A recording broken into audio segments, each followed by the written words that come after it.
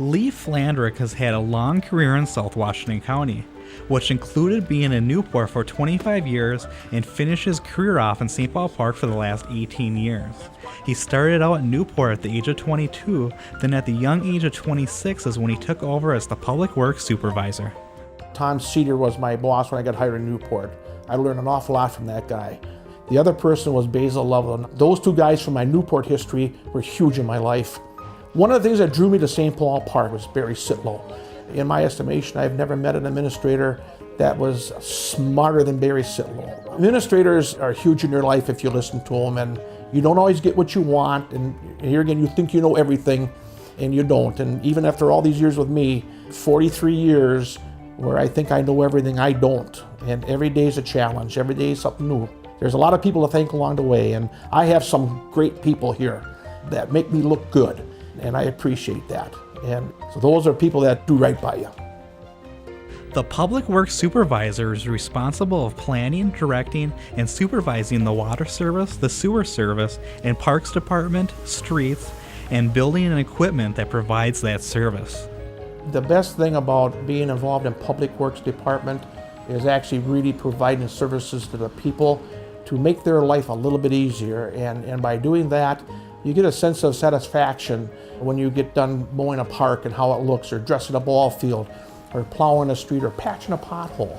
It's those types of things that I think drive a person to have the variety that we have in a smaller department compared to a larger department where you're either in the water or you're in parks or streets or stuff like that. But the variety here is, I think, the thing that's a draw. You don't get bored. You're on many different jobs. Sometimes you don't see the end of that job.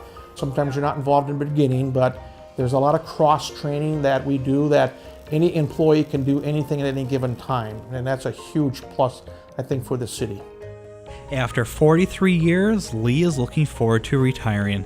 Retiring is a funny thing because I think when you start out, you see a light at the end of the tunnel and you think that's the end of the tunnel.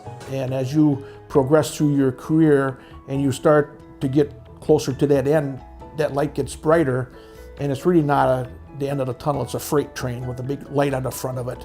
And then you realize what that is. And it's a little surreal, but more importantly, I think what it does, it lets me get away from what I've maybe deprived from my family or my wife. Because this job does take a lot of time and you have to be devoted to this job. If you're not devoted to this job and to the quality that you want it to be, you shouldn't be in it.